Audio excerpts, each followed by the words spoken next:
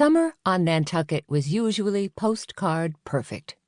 Bronze sun over an azure ocean, sand dunes white as pearls, framed by lush beach grasses waving in the sea breeze.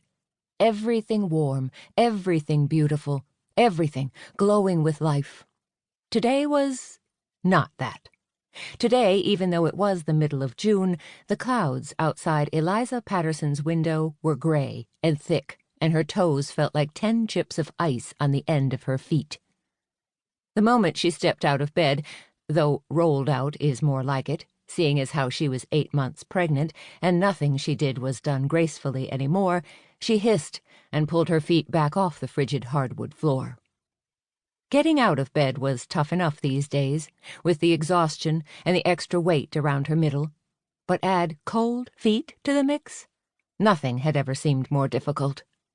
Her husband, Oliver, emerged from the bathroom by the time she finally coaxed herself upright. He was still in his pajamas, his dark hair an unruly mass on top of his head. "You were snoring," he informed her, loudly. "I most certainly was not," Eliza retorted.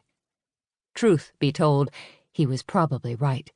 If her sisters, Holly and Sara, were to be believed, she'd snored while pregnant with her first daughter, Winter, too.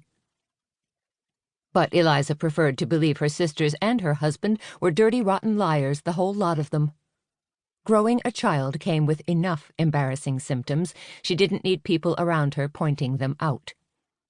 Oliver flopped down on the bed next to her and pulled the blanket up to his chin with a shiver. "All righty then. Must have been someone else snoring in our bed." "Must have been," Eliza agreed. "Or maybe the neighbors were running their leaf blower all night, right outside our bedroom window, as they like to do." Oliver rolled over and batted his eyes. "Was that it, dearest?" "Don't dearest me," she snapped, tossing the comforter over his face. Eliza's husband had taken to calling her any number of pandering pet names over the course of their 8-month-long marriage, usually when she was annoyed with him. She hated them all equally. She didn't hate his teasing, though. It was how he expressed love. 35 years old hardly qualified for a senior citizen discount, but Eliza needed reminding of that from time to time.